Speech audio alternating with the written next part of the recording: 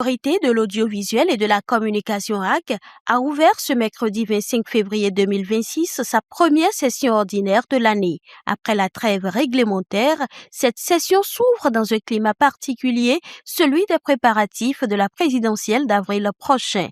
Faisant le point de la gestion médiatique des élections couplées du 11 janvier dernier, le président Edouard Loko a préféré se considérer comme un arbitre plutôt qu'un enseignant qui félicite ses élèves. Nous nous considérons comme des arbitres et nous pouvons constater que les joueurs que vous avez bien joué, vous avez respecté les règles du jeu. Je ne voudrais pas pour le moment déjà féliciter l'administration de la HAC. Ils ont du métier déjà parce que ça fait 31 ans qu'ils organisent des élections. Le président de l'institution est ensuite revenu sur l'absence de décision concernant la période de pré-campagne. Selon lui, la 7e mandature de la HAC a une philosophie bien claire. La HAC a jugé que ce n'est pas nécessaire. Parce que, aussi paradoxal que cela puisse paraître, cette mandature travaille à ce qu'avec le temps, les médias n'aient plus besoin d'une HAC, d'une régulation pour gérer une campagne électorale.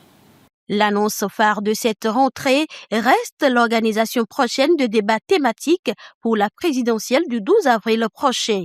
Les deux duos de candidats retenus pour la course à la Marina devront se prononcer sur des axes précis du développement national. Cette initiative vise à offrir aux électeurs une base de comparaison solide pour un choix éclairé. Nous allons encore essayer d'imposer des thématiques.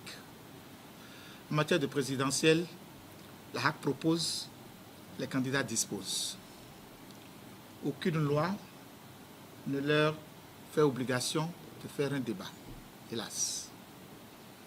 Mais nous allons travailler comme sur un débat, et tout au moins, nous allons quand même exiger des débats sur des thèmes, même si ce n'est pas les candidats eux-mêmes.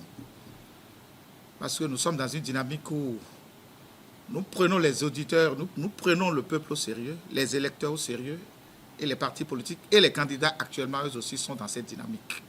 La HAC réaffirme ainsi son rôle de régulateur partenaire veillant à un accès équitable et éclairé des citoyens à l'information électorale.